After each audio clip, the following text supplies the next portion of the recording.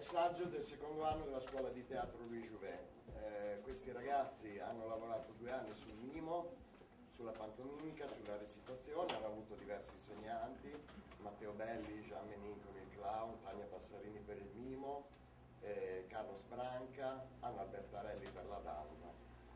Stasera vi presenteranno alcune scene tradizionali, classiche di commedia dell'arte.